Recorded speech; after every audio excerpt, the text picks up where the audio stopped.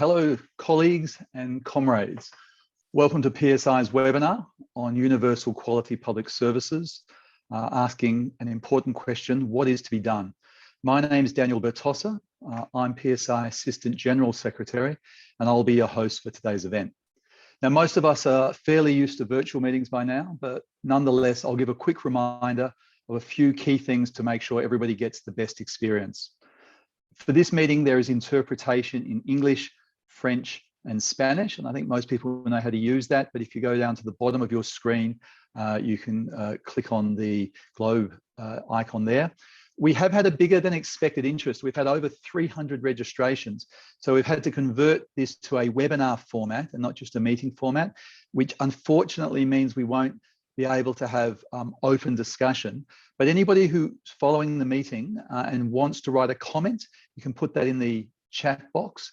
And if you have questions, then please also put them in the chat box, and I'll make sure that some of those questions, or as many of those questions as possible, will be put to the participants. We may not be able to answer all the questions. If we miss some, we'll try to get back to you after the event. If you do have any problems, technical difficulties during the meeting, you can mention it in the chat or send a direct chat message to the host, and that's Hazel, who's part of PSI technical team or PSI head office. And from time to time, you'll see links appearing in the chat about information to do with the meeting. Finally, we remind you that we're recording this meeting for our internal use and possibly for later publication of selected parts. We're doing that in accordance with the privacy preferences that you've indicated when you've registered. So make sure you understand those. But let's dive right in. COVID has reminded us that we're all connected and that the great challenges of our time can only be met with collective action. And whether that's fighting inequality or the climate crisis or pandemics, I think if there's one thing that COVID has shown us, it's that our resilience and our ability to create a better world depends on having access to life's essentials. And public services and the workers that provide them and the unions that represent those workers have a vital role to play in achieving this. And that's what today's webinar is really all about. We've got a great lineup of speakers. And so to make sure we get through them all, I'll immediately hand over to PSI General Secretary, Rosa Pavanelli, to welcome you on behalf of PSI. Rosa. Thank you very much, Danny, and good afternoon, good morning, good evening, I don't know, to all of you joining us. Such a big number from all over the world. Danny said that the COVID-19 pandemic showed how connected we are and the relevance, the importance of public services and public service workers to keep our communities and economy work. I think that it showed also something more. It showed that people understood in the middle of the crisis that without public services, we cannot cope with crises such as a pandemic or other sort of crisis we can expect in future. It also showed the fact that understaffing, cuts to public budget, and underpaying public service workers has been responsible of the unpreparedness that we had to face at the beginning of the pandemic, and we still are suffering somehow in many places. We had, at a certain point, we hoped that finally, not only people realized how important public services are, but also governments and the international community. But 1 year after the outbreak of COVID-19 and after some months of ideas that were trying to bring alternative solution to this crisis, we see that the global community is a bit reluctant to take deep initiatives that can help defending public services. Yes, there are news. The G7 decision of a few days ago is a first step in the right direction, but we continue to believe that it's not enough. And we need to stop the narrative, the mantra that continue to call for private capital to engage in public services, because those who have been responsible of this crisis cannot be the solution, And we think that this is the time to take a bold initiative, an aggressive step to change the economic structure of our societies.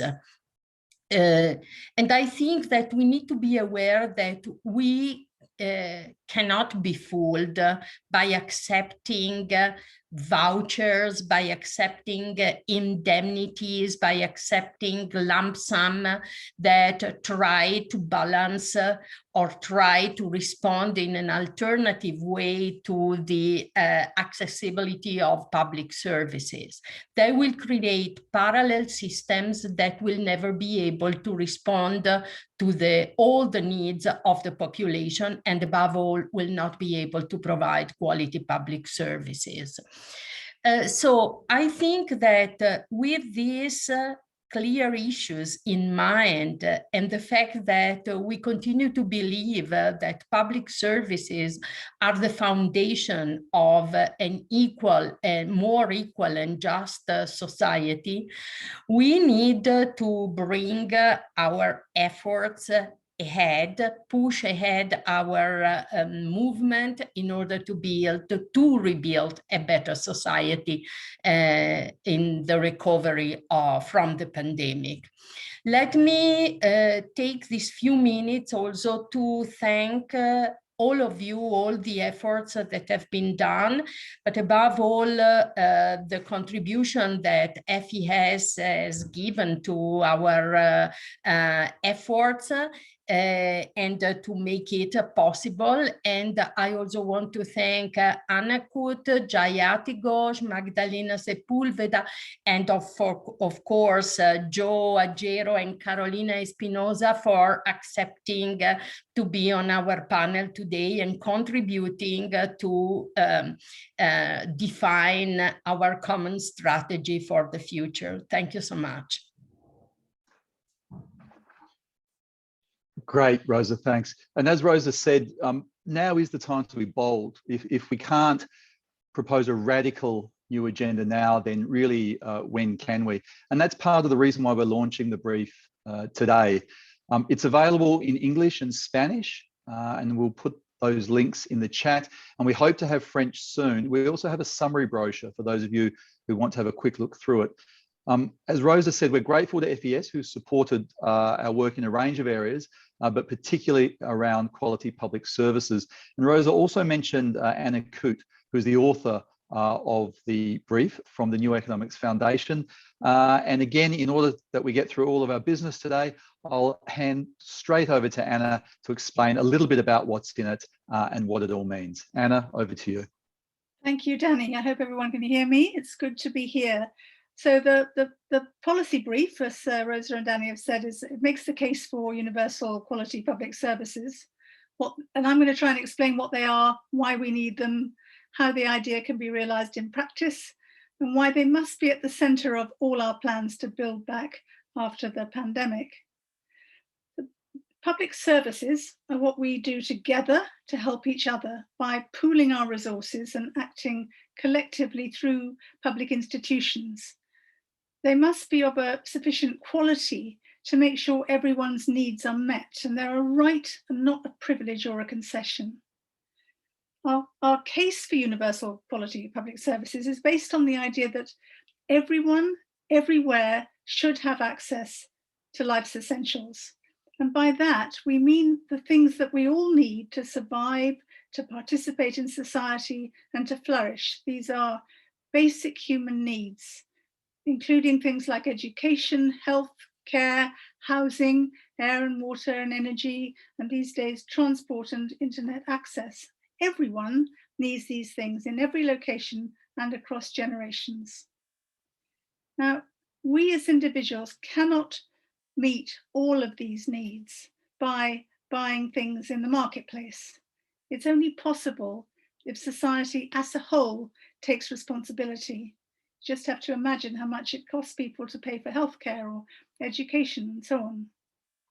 So we need to make sure that everyone has enough cash income to meet certain needs, such as food and clothing, for example. But for the rest, we need to work together, both directly and indirectly, to help each other, so that everyone has access to life's essentials according to need, not ability to pay. And we must do this in ways that don't compromise the ability of future generations to meet their own needs. So there are three principles underpinning our case. There's shared needs, collective responsibility, and ecological sustainability. Now, when it comes to the practice, the idea is not that we insist everything be done at once, but we have to build gradually, starting with what's already in place to improve and strengthen services that do exist, and then to reach out to other areas of need where there aren't services or insufficient services. So, for example, in the UK, where I come from, we'd start with healthcare and education, and then reach out to make sure that everyone has access to what they need in terms of care and housing and transport and internet services. And this is absolutely not about the big state doing things to people. It's a principled framework for enabling people to work together to help each other. There isn't any uniform way of delivering life's essentials. In each case, it involves not just a service in the conventional sense of the word, but a package of measures that ensure access and quality for all. Housing services and care services are different from each other, for example, and different countries will approach the task differently. But while there are all these differences, all services, all provision share the same set of features to ensure they are universal, quality, and public. And these are the features that they all have in common. Access is a right, not a concession, and there are clear rules and procedures for establishing and enforcing these entitlements. Power is devolved to the lowest possible level. Decisions are made democratically. Residents and service users are fully engaged in identifying how best to meet their own needs and in planning and delivering services alongside service workers. Now, we think that a range of different organisations with different models of ownership and control can be involved in providing services. Not just government bodies, although they are very important, but there will be co-ops and social enterprises and local groups and so on. But all these groups must subscribe to a clear and enforceable set of public interest obligations according to this plan. These obligations will actively discourage profit extraction, insist on quality standards, and hold employers to account for ensuring that workers have decent pay and working conditions and training and development.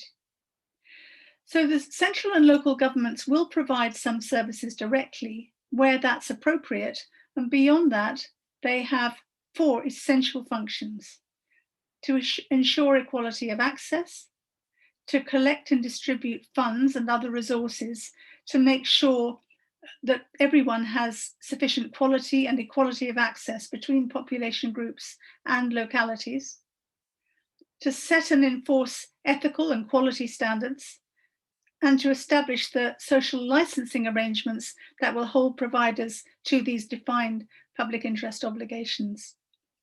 And finally, governments are responsible for supporting and coordinating service providers across all the sectors to get the best results for the people who need them.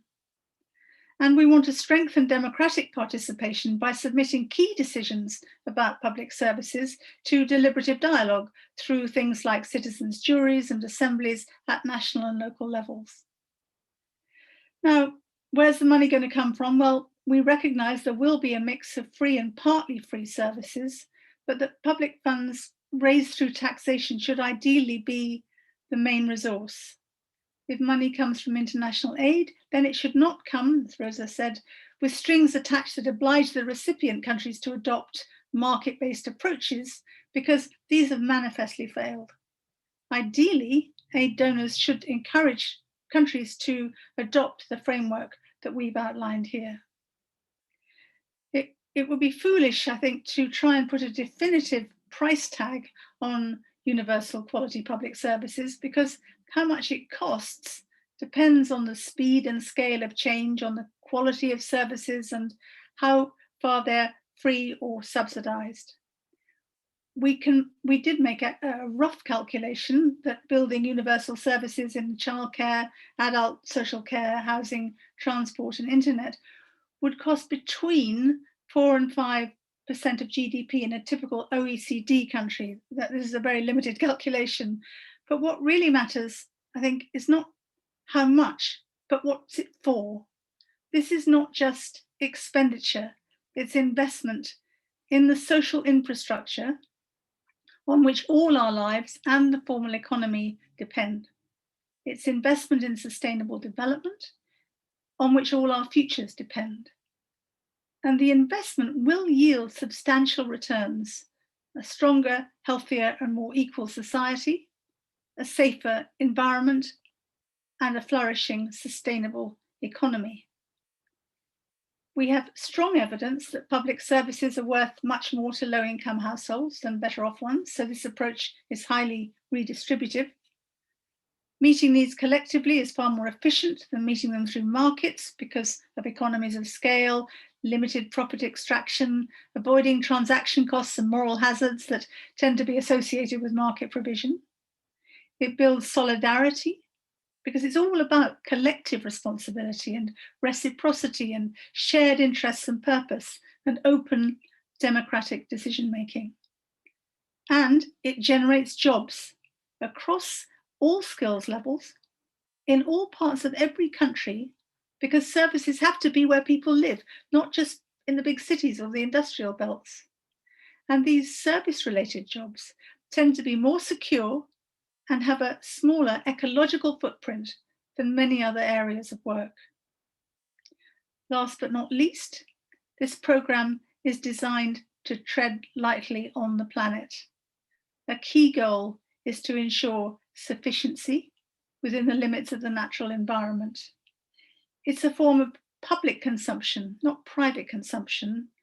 And because it's within collective control, it can be planned and managed for maximum ecological sustainability. Now, the report sets out a lot of practical examples from around the world that shows how this plan can be put into practice, what it might look like in practice. I haven't got time today to go into that, but I'd like to end with a brief note on income. But universal quality public services represent a virtual income or a social wage that is extremely valuable, especially for those on low incomes. It's money that doesn't need to be spent directly by individuals to acquire the necessities of life. So, as well as universal services, everyone needs a sufficient money income made up of wages and sometimes combined with benefits. We see these things as two sides of the same coin. They're interdependent and they must support each other. Now, there are regular calls for universal basic income, a regular unconditional cash payment to everyone. We take the view this is not the best use of public funds because it would absorb vast amounts of cash needed for services and for other things. And also it sends out a message that boosting individual consumption is the best route out of poverty and inequality, which it surely isn't the case.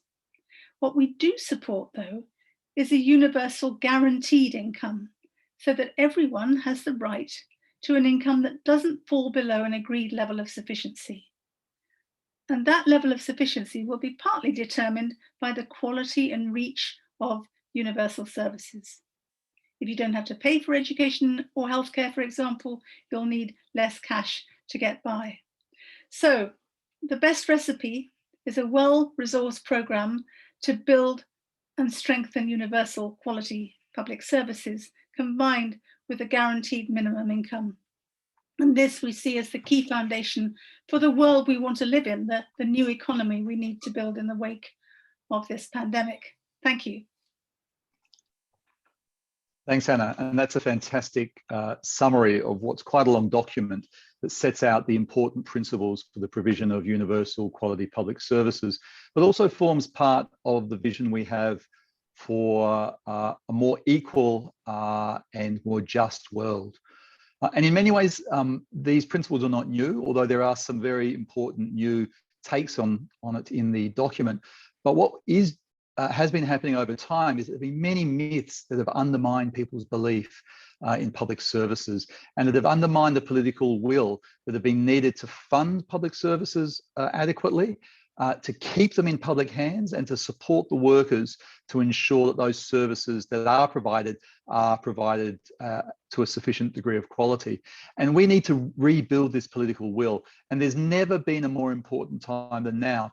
We've got rising inequality that's been happening for decades. We have a climate crisis for which the market has created the problem. But as Rosa said, you can't solve the problem of markets with more markets. It needs much more public intervention and state intervention. And we've just been through a pandemic that has shown us that the sorts of disasters and crises that we will face increasingly in the future require strong public services to keep everybody safe and for them to be universal. And that's why we're launching these principles now, to remind people of all of those things that sometimes they get told aren't true, and to push that debate along.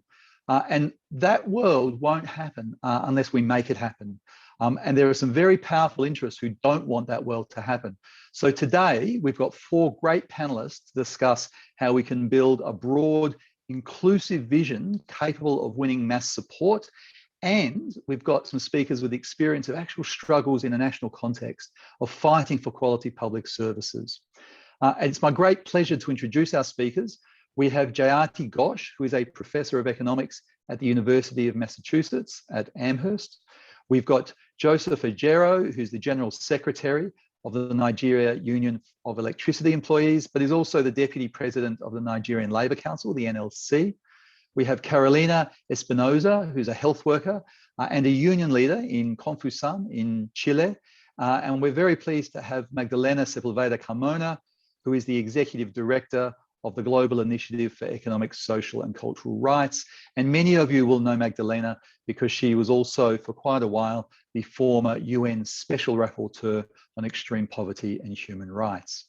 I should say that Joseph is a PSI Executive Board member, and Carolina is on our Global Women's Committee, and both of them are on their PSI Regional Executive Boards, and also that both Jayati and Magdalena are commissioners with the Independent Commission for the Reform of International Corporate Taxation, or ICRIT, which PSI was a founding member of, and we chair the steering committee. And I see already Mansour Cherni from Tunisia has put a question in about the 15% global minimum tax. So I'm sure we'll hear more about funding quality public services as we go. I'll be putting some questions to the panel and they can have some discussion amongst themselves, but I will also take questions from the chat and put them to the panelists towards the end. So if you have those questions, please write them in the chat. But to start, I'll ask the first question of Magdalena. Magdalena, Anna makes the point that services need to be universally accessible as a right and provided according to need and not the ability to pay. As I mentioned, you're a former UN Human Rights Rapporteur. Why are UQPS important for the realization of human rights? Thank you, Danny. It's a pleasure to be here, and it's a pleasure to participate in the launch of this book. This is a key question, and I think that when we think about building an inclusive coalition toward public services, we must take into account the human rights approach.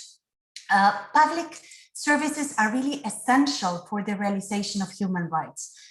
This has been emphasized by a range of human rights bodies and experts who have highlighted in reports over the last decades the negative human rights impact resulting from privatization and commercialization and the reduction in the levels of public services.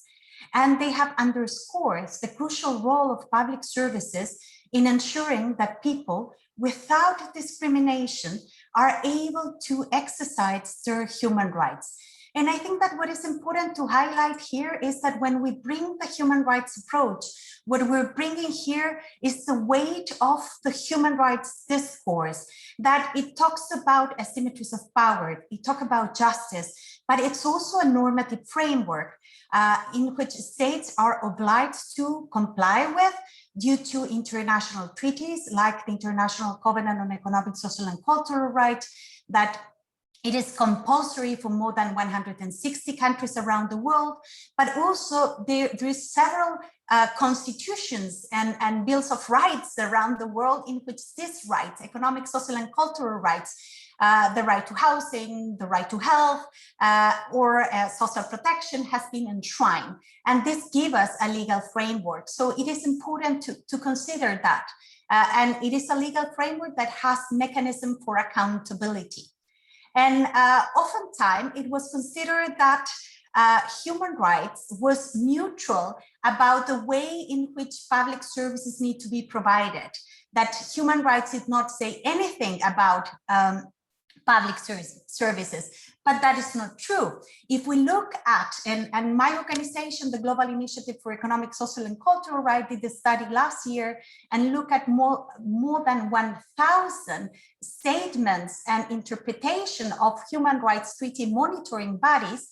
And the conclusion was that public services, actually provide public services, it is a state obligation because it's the way in which the state can comply with ensuring economic, social, and cultural rights. So the public services that ensure the right to health, the right to the right to education, the right to social protection, issues of care, these are rights, and there is an important legal component to that I think that we have to bring over. There is, I mean, the human rights approach is not a silver bullet, but it would help into joining this inclusive coalition to work pushing for public services worldwide.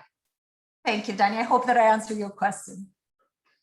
Yeah, that's fantastic, Magdalena. And we've got Carolina, who in a moment I'll ask to say a few words. But the point that you make about enshrining the right to public services in constitutional legal bodies, I suspect, given the experiences happening in Chile at the moment, will become quite important as the conversation progresses. But before I get to Carolina, I want to ask Jayati Ghosh, because we hear a lot, Jayati, about the role of the private sector in economic development. But we hear a lot less about public services. And there's been some questions about tax. In a moment, I'll ask a question about how we raise the funds. But for the moment, you're a development economist. In your view, what is the role of quality public services in economic and social development, given that we tend to hear mainly about the role of the private sector? You know, it's very interesting you say that, because actually it's absolutely essential. And even in the economics discipline, it's relatively recently that many of these services have been seen as, you know, available to private activity. Mostly they were always seen as the domain of the state. Even really until the 1980s, early 1990s, across the world, it was assumed that governments are responsible for this. And there are many reasons. I think Anna outlined them beautifully already. But I would just like to mention a reason why economists also agreed that, in fact, these quality services have to be publicly delivered. And that's because these are all sectors that are characterized by either massive, what they call imperfections in the market. You know, the information is asymmetric. If you go to a doctor, you really don't know whether that doctor is any good, whether the medicines being prescribed are the correct ones. We have no idea. Similarly, education, you know, you're not able always to judge which is the best and so on. They are also in activities that are subject to potential monopolies, like, you know, at all the utilities you mentioned, water, power, access to, you know, basic housing. These are all, again, subject to a lot of monopoly control. And that's why you have to have huge regulation, which is sometimes even more expensive than providing it yourself. And they're also generate inequality. You will deprive people. And as we all know, and as Anna mentioned, and it's so evident, you cannot afford to deprive people even for yourself, especially in all of these. It's not just health, which has huge externalities. We all know that if one person out there is still infectious, it's going to affect everybody. But it's even education. The society as a whole loses out if everybody is not educated with decent quality, and so on. So economists, including the IMF, the World Bank, everybody agreed that this is the domain of the state and the responsibility of the state until this whole neoliberal revolution of the late 80s, 1990s.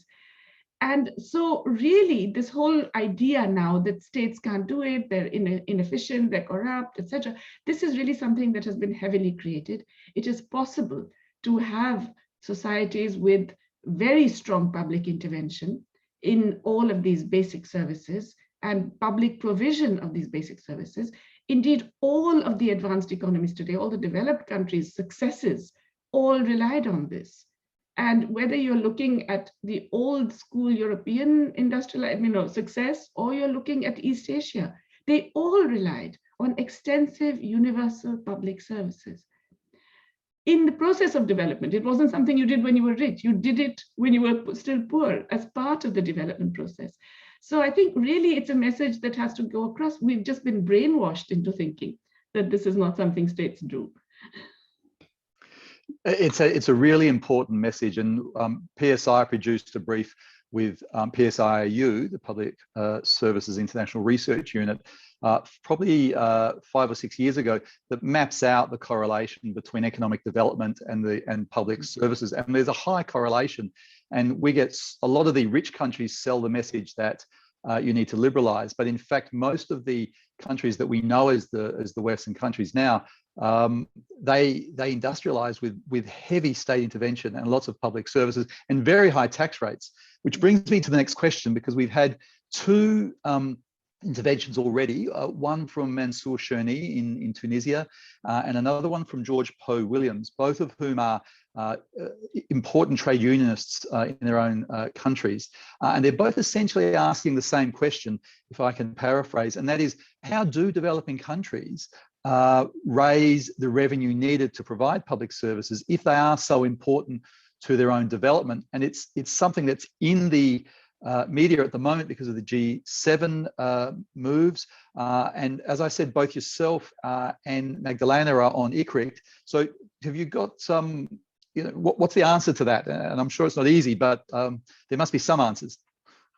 Actually, the answer is really easy if you think rationally. The difficulty is political, but the answer is really easy. In other words, developing countries today, well, all countries are really giving away huge amounts of taxable revenues to corporations and the very rich.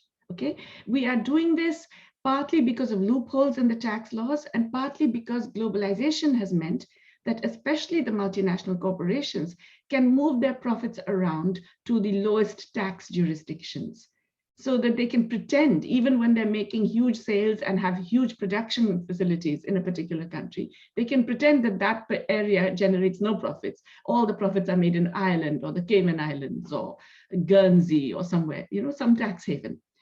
And so the ICRIT proposal is really that we should actually treat these multinational companies as a unit, do a unitary taxation, look at their global profits and say, well, my share of your global profits, according to the sales and employment that you have in my country, would be, say, 10%. So I'm going to tax your global profits, 10% of your global profits at my rate. Now, if you do that, that automatically reduces the incentive to move these profits around, which they're very, very successful at the moment. But of course, ideally, you need a minimum rate for that. And countries should agree on a decent minimum rate. At ICRIC, we had suggested 25%, which is just an average of, it's a kind of median rate of the taxation rates for corporates across the world, which means there are many countries, mostly developing countries, that are much higher.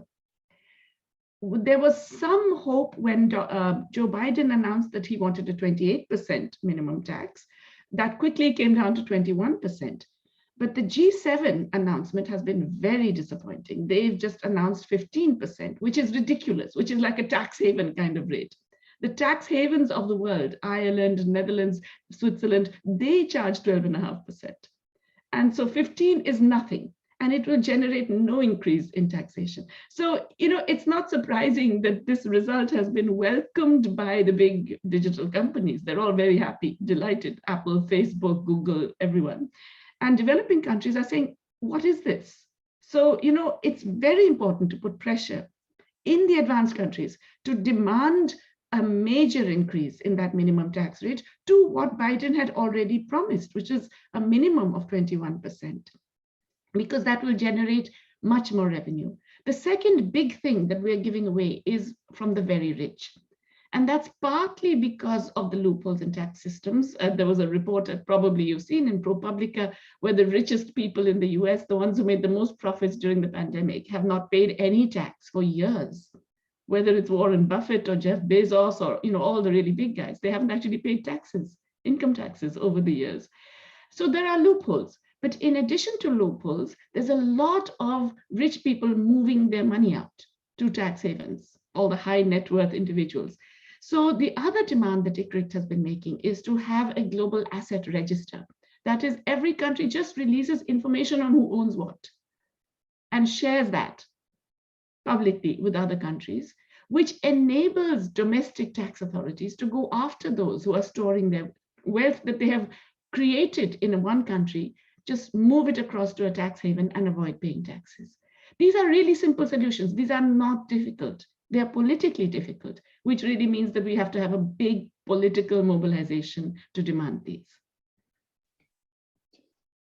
Great. And I think Jayati makes a point that PSI has been making for a long time, which is that this is a political exercise. The technical solutions often exist. But also thanks for raising the issue of the rate. PSI in 2012 and then again in 2017 supported the 25% minimum effective tax rate, and was really one of the leaders across the world in bedding down that as the rate that needed to be asked for. And I think that's an important point. We need to close the loopholes, but we also need to just win the fight that the people who are earning the most money should actually make their contribution and pay their fair share.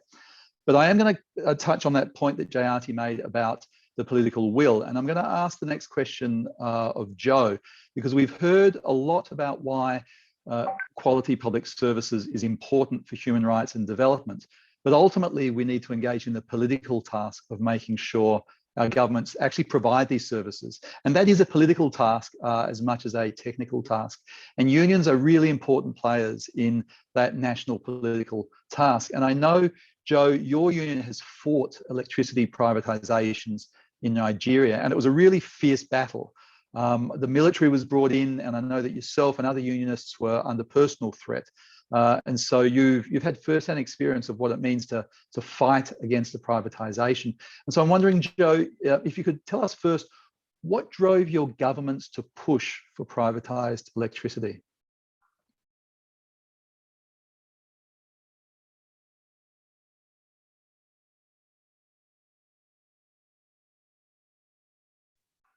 So Hazel, is Joe there? I saw Joe there before.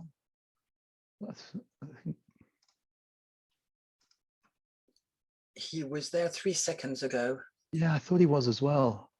Okay, all right. Well, look, while we try to get Joe back, I might move to Carolina, because Carolina, Europe.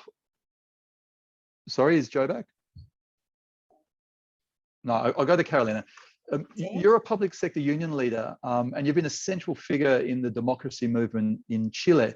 And Magdalena mentioned the importance of legislating and having constitutional rights to public services.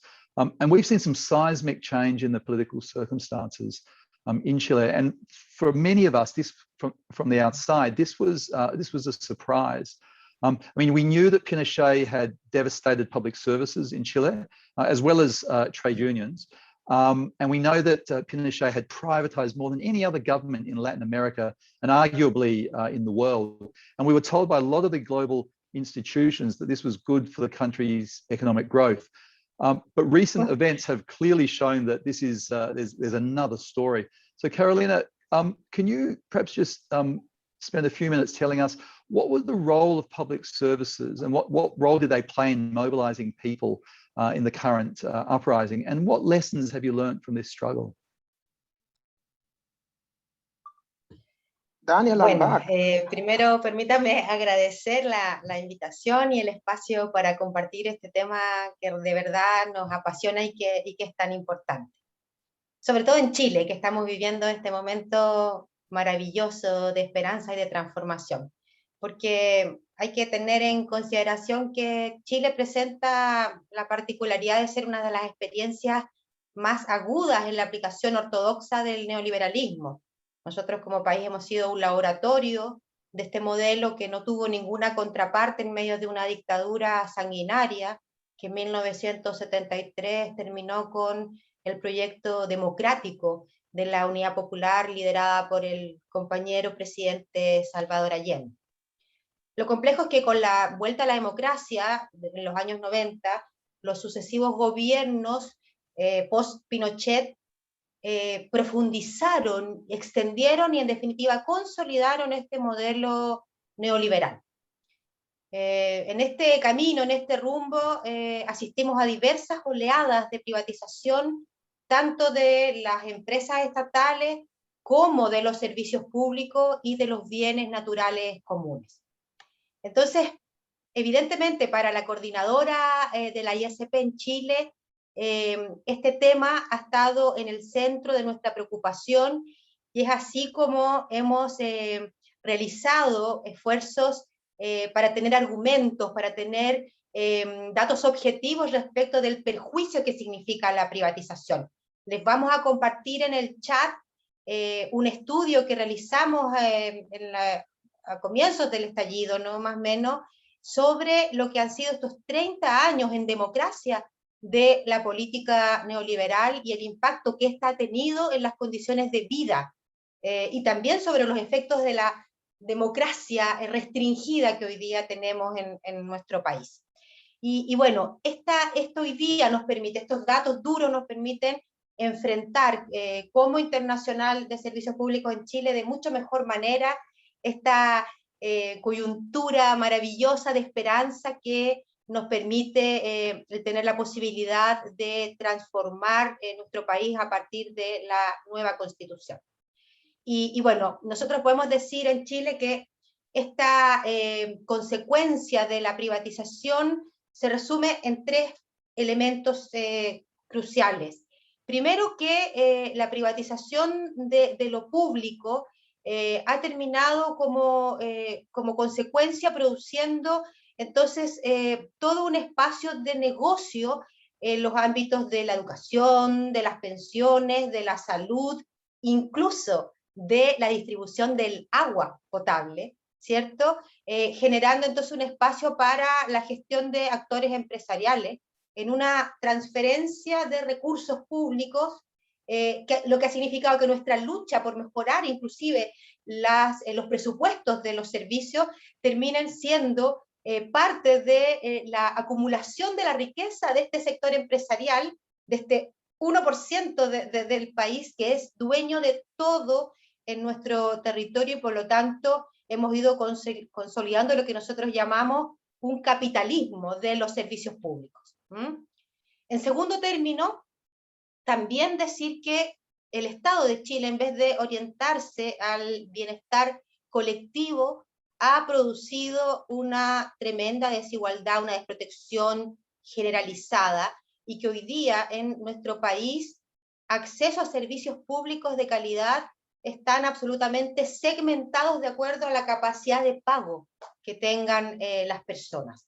Es decir, para poder tener una pensión de vejez hay que tener capacidad de ahorro, hay que comprar primas de salud para atenderse de manera oportuna en caso de tener una enfermedad. Es decir, mientras un pequeño grupo tiene un estándar de servicio de muy alta calidad, la inmensa mayoría estamos absolutamente al arbitrio de políticas de focalización absolutamente desintegradas para acceder a servicios totalmente deficientes y de manera tardía. Y eso constatando además que en nuestra población vive absolutamente endeudada para comprar incluso derechos de agua, para poder atenderse en una clínica privada, para salvar su vida en caso de una enfermedad. Es decir, existe una situación absolutamente de merma. Nosotros decimos hoy día tenemos cadenas, y estas son las cadenas de las deudas crediticias para poder incluso solventar cuestiones tan elementales como el pago de servicios básicos, alimentación, internet. Es decir, realmente una situación muy alarmante para la gran mayoría de la población. Y en tercer término, decir que esta situación de privatización ha terminado cimentando entonces una situación de precarización y de financiamiento de nuestros propios servicios. Es decir, en la medida que se aumenta la provisión de servicios sociales privatizados, disminuye el retorno de inversión sobre nuestras escuelas, nuestros hospitales y la infraestructura en general. Por lo tanto, esto también ha tenido como repercusión esta mirada gerencial que ha precarizado las consecuencias o las condiciones de vida del personal de los servicios públicos. Y eso significa que hoy día tenemos verdaderos bolsones o plantas paralelas de personal externalizado para cumplir funciones públicas esenciales, y con ello, evidentemente, no solo se merma la calidad del servicio que entregamos a la población, sino que también la posibilidad de que nos organicemos en sindicatos y logremos cumplir una lucha que hemos dado desde siempre la ISP en Chile, que es la defensa de servicios públicos de calidad con condiciones de empleo decentes. En toda esta situación tan adversa, hoy día decimos con mucha fuerza que en el país estamos luchando por derechos sociales que nuestros abuelos y abuelas ya habían conquistado en décadas pasadas. Es decir, este cuento, esta historia del jaguar, del Chile exitoso, es una historia que está absolutamente reducida a una élite, porque la gran mayoría de las y los habitantes en nuestro territorio estamos cansadas del abuso y del negocio de todos los ámbitos de nuestra vida. Por eso, la revuelta popular tuvo esa forma tan maravillosa y tan extendida en todo el territorio nacional, y hoy día, en la coyuntura de pandemia, entonces, se ha venido a evidenciar el origen de esta crisis que tiene que ver con, efectivamente, la debilidad de un sistema social y político que entre todo el negocio y el descontrol de un mercado que no regula sino para acumular en unos pocos, ha debilitado los servicios públicos, precarizándolos, desfinanciándolos y incorporando una lógica de subsidiariedad muy limitada en políticas de ayuda sociales y económicas que son claramente la herencia de un modelo neoliberal que está en la estructura de nuestra propia constitución y formación del Estado. Entonces, evidentemente, desde los sindicatos del sector público en Chile, quienes pese a tener prohibido el derecho a huelga y negociación colectiva, somos el sector sindical que tiene mayor unidad y mayor presencia en las luchas. Hemos sido parte de la movilización para concluir que es esencial en nuestro país lograr terminar con los enclaves antidemocráticos que impiden las necesarias transformaciones que los movimientos sociales hemos venido demandando desde hace décadas, y que necesitamos llegar a una sociedad en que efectivamente tengamos el ejercicio real de la democracia directa.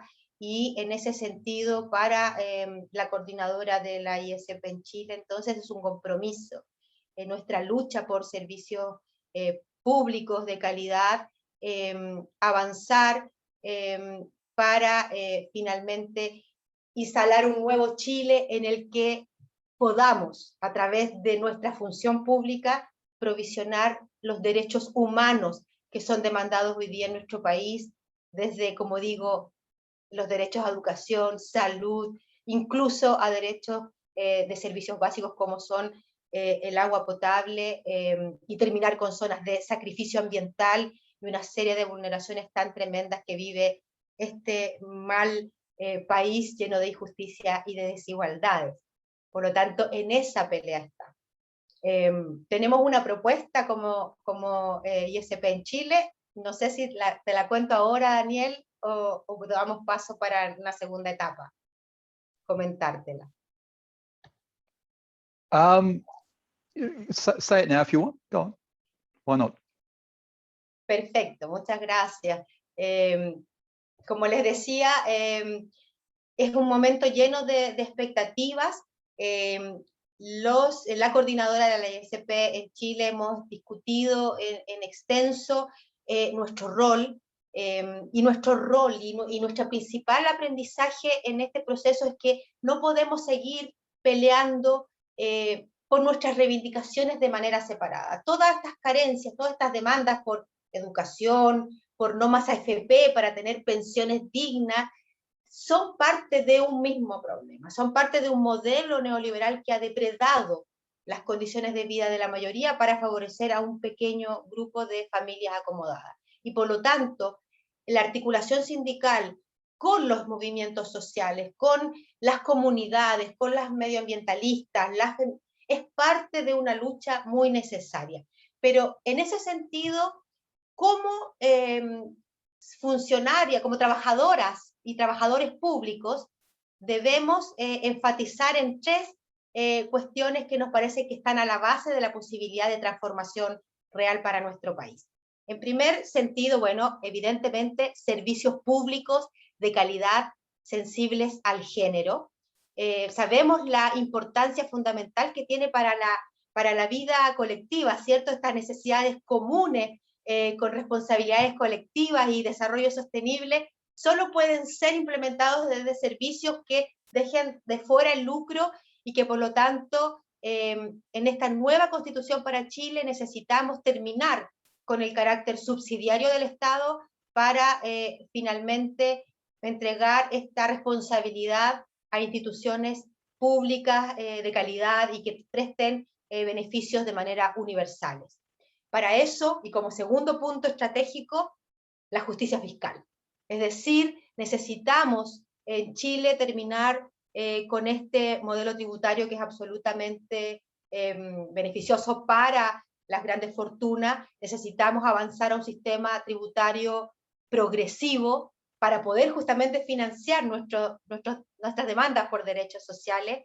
Y así también en este ámbito es importante, nosotros como país que está lleno de tratados de libre comercio, revisar la forma de que estos tratados no sigan limitando nuestra soberanía. Y para eso hay todo un ámbito de discusión que tenemos que desarrollar en esa línea. Y como tercera estrategia o énfasis en este momento constituyente para Chile, el trabajo de cuidados como tarea colectiva.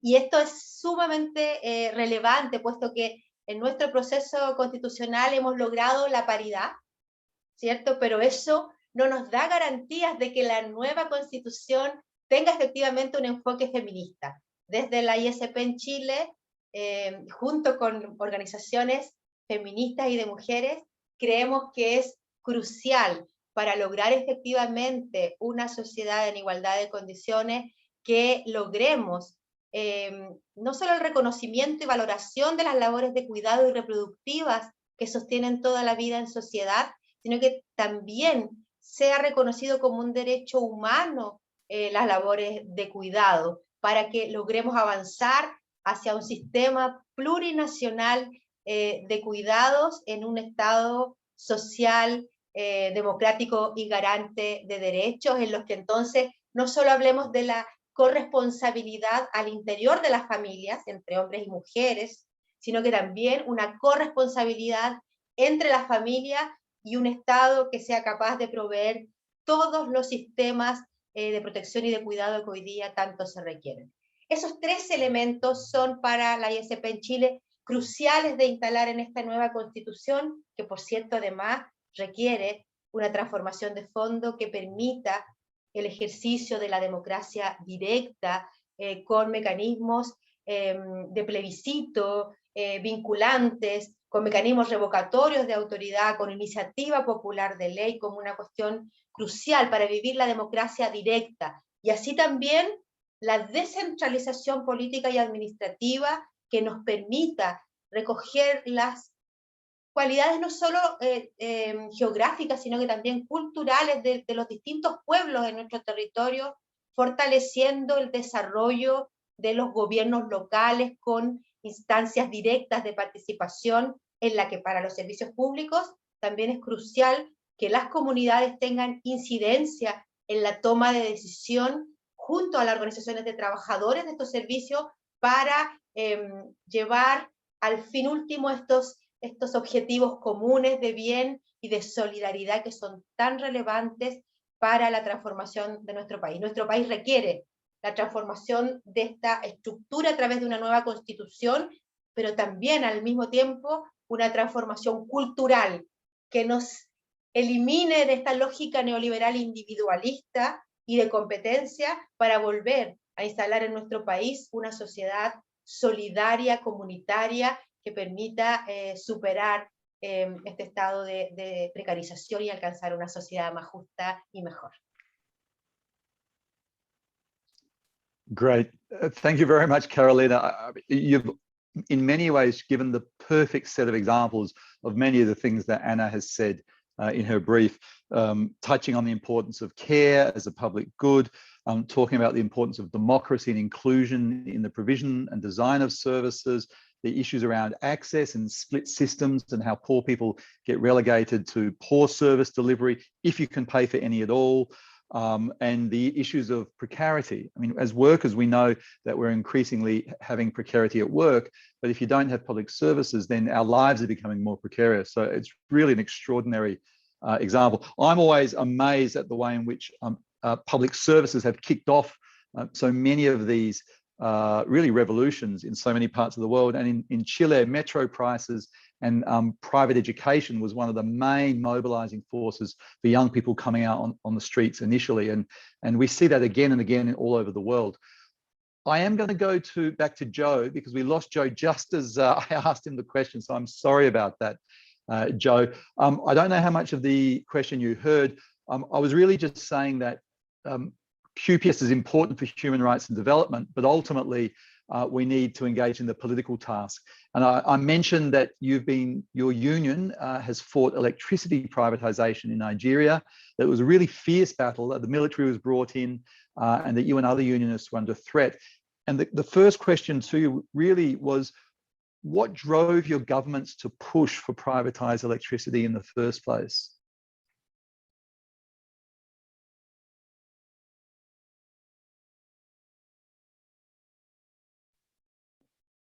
Have we lost Joe again? I'm not sure why this is happening. Oh no! All right. Well, if we get Joe back, I'm going to interrupt the speaker and ask Joe to speak because I don't want to lose him again. So if we do get Joe back, then we'll go back to Joe. But look, what I want to do now is throw to Anna and just say, you've heard quite a few of these interesting examples and some fantastic experts. Do you have anything that you wanted to add about the brief and about some of the things you've heard? It was really very heartening and affirming to hear what the other speakers said. And I think it's important to point out that this is like it's almost like a toolkit or I mean, I don't really like the term toolkit, but it is a way of thinking about things and a way about for moving slowly but steadily in the direction we want to go. So it isn't about, it's not a sort of manifesto, and it isn't a silver bullet. It's about saying, you know, we can do things differently. It can look like this. And what I sense now, since when we started work on this with you, Danny, some time ago now, that there is a real upsurge of interest in this approach. And it's partly because of the pandemic, as other people have said, you know, we've learned the value of public services, is partly because everybody thinks that, well, there are growing numbers who think that we can't return to business as usual, that this is an opportunity, it's a sort of key turning point. You imagine being a historian in about, I don't know, 50 years time or whatever, looking back at this moment and saying, was this the time, you know, that the public, the paradigm, if you like, shifted, I hate that word as well, to favour collective and public investment in the social infrastructure. And I think we need to think more about what kind of an investment it is, why it's an investment, and how it isn't just an investment in the social, it's an investment in infrastructure full stop, because you need the material in hospitals and in schools and in roads and in, you know, railways as well, in order to make these services work. So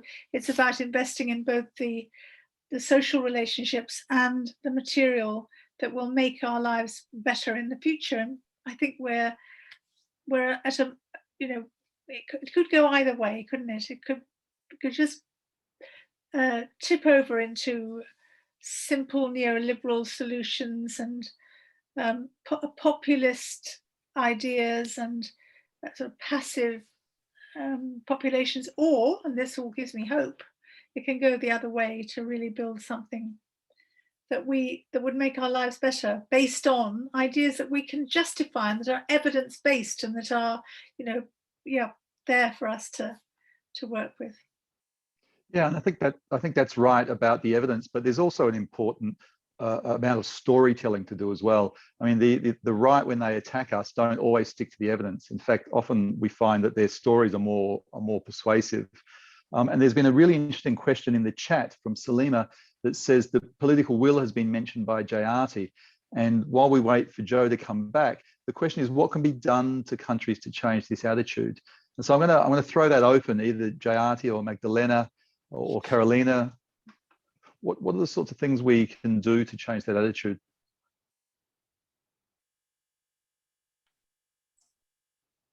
May I go, Danny? Please.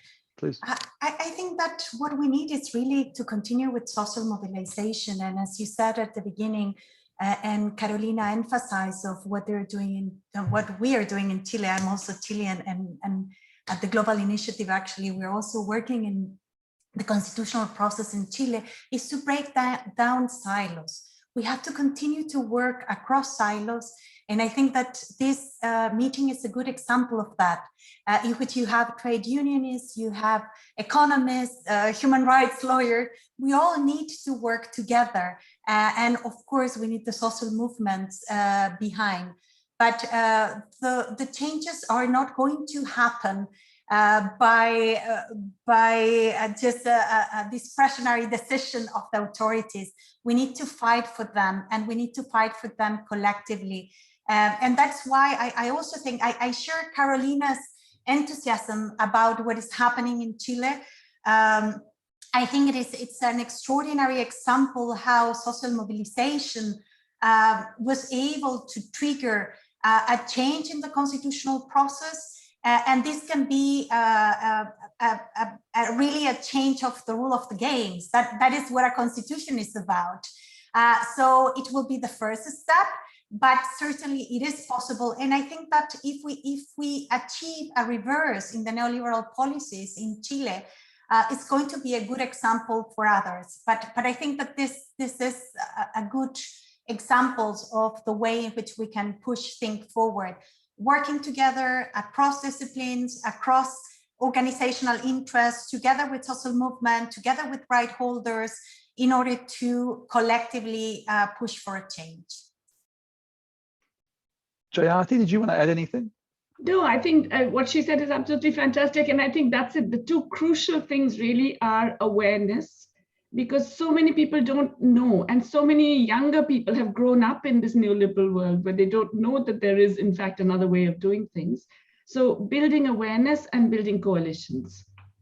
What Madeleine said about not getting in our silos, it's so important. You know, you really have to build coalitions, and often it can be just one central thing that just grabs everybody's attention and mobilizes people. Absolutely. And I think PSI in the labour movement has understood that earlier than most, because when we're talking about our jobs and our industrial issues, they have an impact on the users in society. And we reach out and work with those users in many parts of the world as often as we can. But Carolina, I just want to ask you, because I think the story you told is fascinating, and I think a lot of people will be interested to know, what are your expectations for Chile in the future? What do you think is going to happen?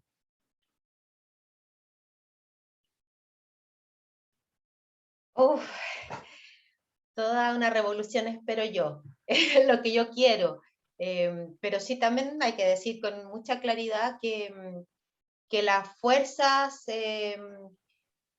contra las que luchamos no están dando tregua, y por lo tanto hoy día están defendiendo con dientes y uñas sus privilegios, y por lo tanto las transformaciones están en disputa día a día. De hecho, en estos mismos momentos el gobierno sigue implementando una batería de proyectos legales que pretenden blindar, proteger, por ejemplo, las AFP, por ejemplo, a las aseguradoras de salud privadas, y se está haciendo una reforma al sistema de aseguramiento público. O sea, ¿qué quiero decir con esto? Que hay absolutamente una serie de intereses económicos poderosos que manejan los medios de comunicación, que manejan las fuerzas de orden. Por lo tanto, es una lucha permanente. Y por lo tanto yo coincido en lo que han dicho mis dos congéneres respecto de que tenemos la claridad de que nada nos va a ser concedido, que tenemos que luchar, tenemos que seguir dando la pelea. Y en Chile es crucial, me parece a mí, en el ámbito de la lucha colectiva, tres cosas que son centrales. Primero, no dejar la calle, no dejar las manifestaciones, ¿cierto? En segundo, evidentemente, seguir trabajando en fortalecer el tejido social que fue absolutamente diezmado bajo esta cultura neoliberal que se instaló en nuestro país, ¿cierto? Y en tercer término, la unidad, que parece que fuera un discurso muy repetido y que cuesta tanto hacer carne, pero efectivamente los sindicatos hemos entendido que no podemos pelear solo por nuestras reivindicaciones, que tenemos que entender que las luchas de las pobladoras, de las luchas de las mujeres, de la gente que vive hoy día en zonas de sacrificio ambiental en Chile, son nuestras luchas también, son parte del mismo problema, y por lo tanto es fundamental dar la pelea. Como coordinadora ISP Chile hace una década atrás, partimos con la campaña hagámoslo juntos, hagámoslo público, hagámoslo bien, para sumar a la comunidad en la lucha por sus servicios públicos. Y eso es crucial. Es fundamental dar una pelea colectiva que supere lo reivindicativo, porque fíjate, Daniel, y yo creo que, y con esto termino, es central romper la estructura neoliberal, pero también, y como dicen los jóvenes, los lolos acá en Chile, para sacarnos el machismo, ¿cierto? Hay que deconstruirnos y volver a mirar con otros ojos la vida. Bueno, el neoliberalismo también se ha metido en nuestra lógica, en la lógica de lo individual. Y justamente lo público, los servicios públicos son en esencia el bien común, lo colectivo, lo solidario, esta responsabilidad, estas necesidades comunes con responsabilidades colectivas y con responsabilidades no solo para los seres humanos, sino que también, como decimos acá, con la Pachamama, con nuestro hábitat, con nuestro medio ambiente, y hacia esa nueva sociedad Carolina, tenemos que avanzar. We've got Joe back. I'm not going to say any more because I'm worried if I do, I'll lose him again. But Joe, can you tell us, why did your government try to privatize energy? And if you had some advice for anybody facing an energy privatization and how to fight it, what would that be? Well, Daniel, Good afternoon. I needed to apologize for the network problems that I've been having off and on. The privatization issue in Nigeria is difficult to explain the rationale behind it. You know, whether it was based on altruistic value or mere corruption. But when it came for those of us in the trade union movement, we tried to resist.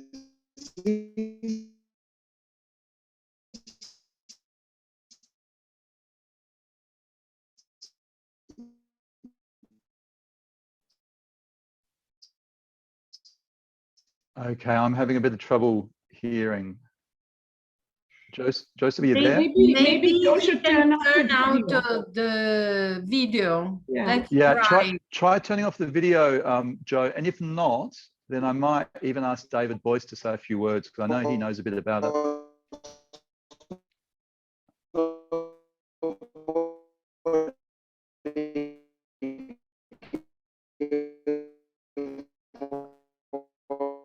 No, Joe.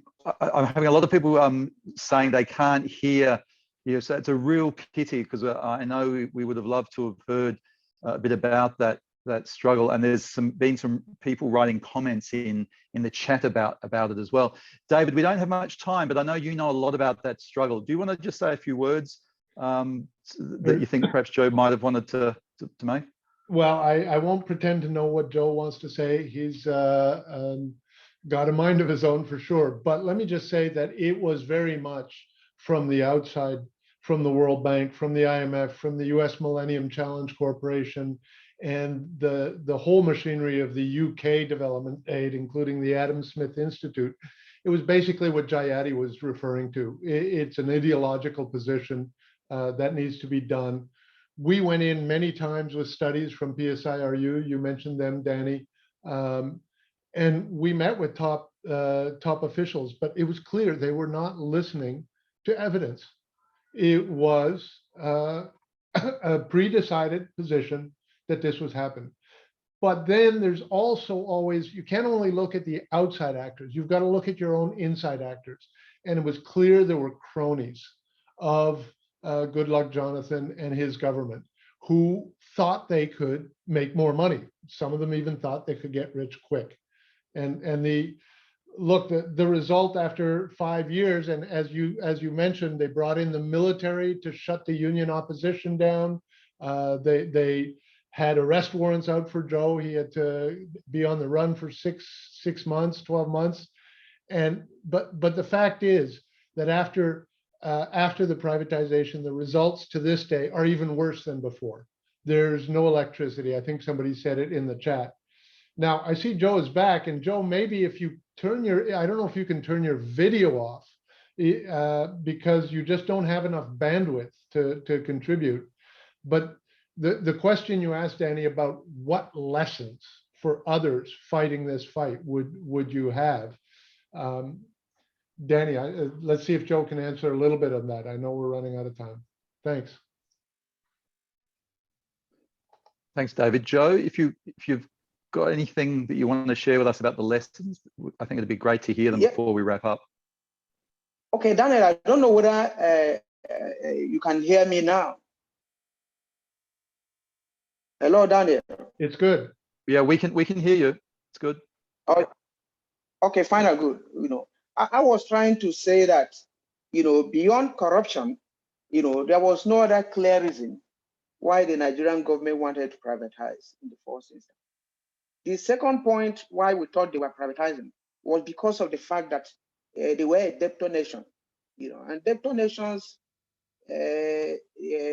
were compelled, you know, to accept that privatization as a dogma.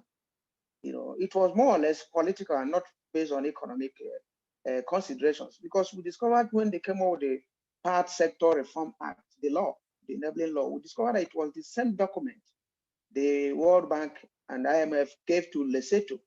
So it's like wherever they see Lesotho, they change it to Nigeria. And as a trade union movement, you know, we mobilized, but we had some limitations because before then, there were no allies, in the trade movement. Even the Labour Center wasn't properly on the need to fight a privatization. And we were alone, except the PSI. Then with the end of PSI, we try to make the necessary efforts to make sure it was stopped. The debate was taken to the president of the country, and the voice was there present. And we won. They agreed. Joe, yes, I agree. Joe, I'm sorry, I'm having troubles to hear, and the interpreters are having troubles hearing as well. Okay, I think unfortunately we're just unable to get a stable connection for Joe Ajaero, which is a real pity because it was an important fight and a lot to learn from. I think what we'll do is we're getting towards the end now. I'm just going to ask everybody if they have any final contributions. I know that Jayati has said she has to join another meeting, so she's gone, but we'd like to thank her. Magdalena, do you have anything you want to say before we wrap up? You're on mute. Sorry, just to really emphasize what it has been said, and thank you PSI for this invitation. And I think that we're getting there. We're working towards a coalition for moving towards public services. I think that what Caroline explained in Chile is a good example, and I think that it's just time. I mean, we are in a crossroad now with COVID pandemic. It has been an example of what is going to happen with future crises, because of environmental crisis, because of the possibility of other economic recession. So this is the time, and we have a window of opportunity now in which citizens around the world had understand the importance of solidarity mechanism to address crisis. And this is the moment we have to continue to push forward, and hopefully we're going to see a change, not only in Chile, but in countries around the world, in which all neoliberal policies, privatizations, and the policies imposed by the IMF and the World Bank have had a devastating impact in the life of people and in their enjoyment of rights, human rights. Thank you, Danny, for the invitation. Great. Thank you so much, Magdalena, for making the time to be with us. And we work closely together in so many areas with you and your organization. Thanks for being here. Carolina, did you just, with a minute maybe, did you have anything you wanted to add before we finish up? No?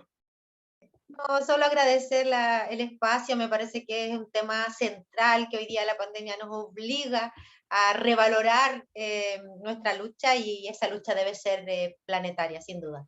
Un abrazo grande a todas y a todos. I'm going to end with Anna in a moment, but Rosa, did you want to say anything before we finish up? Yes.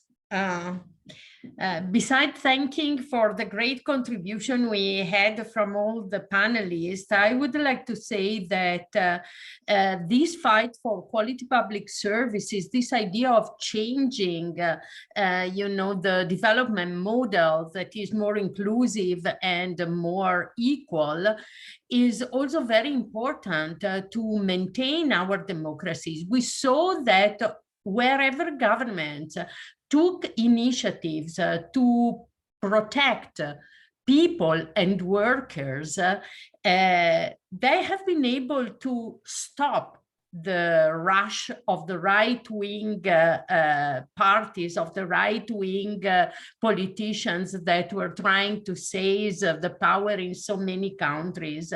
And as Carolina explained, it's not just a matter to strengthen democracy, but even to protect the sovereignty of states over their natural resources, which is at stake if we don't change the approach.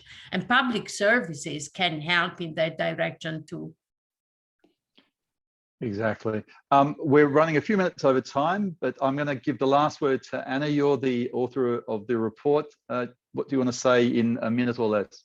Thanks, Danny. Thank you for all of this. And I think PSI has done a brilliant job in bringing this to the attention of such a wide and diverse audience. And I think that it's so important. I mean, just looking at the chat line today, all the little examples and the stories and these all need to be brought to everybody's attention. So I hope PSI can play a role in bringing them together so that they're available not just to us, but to other people who weren't here today. I've put up on the chat line a link to our new website called The Social Guarantee, which is how we describe universal services. I mean, it's the same agenda for a slightly different audience. So please do, everyone, check it out if you can. That's what we're working on now, to try and spread the word and keep people thinking practically as well as theoretically, and in ideological terms and in absolutely basic day-to-day terms, how we can make this happen. So yeah, thank you very much, and good luck with it all. Thanks, Anna, and thank you very much to our speakers. Joe, to pity we couldn't get a stable connection. Karen, that makes a fantastic point, that internet connection now actually should be public because it is a public service. We all rely on it so much to be connected. It should be publicly provided. It has all the network effects of a public good. Thanks to Carolina and Jayati and Magdalena. Thanks to the support team, Hazel, Agostina and Leo, without which we couldn't have done any of this. And of course, thanks to the interpreters, and thanks to you for joining us. The response has been overwhelming. Perhaps we need to have more of these. Thank you, and thanks for joining us.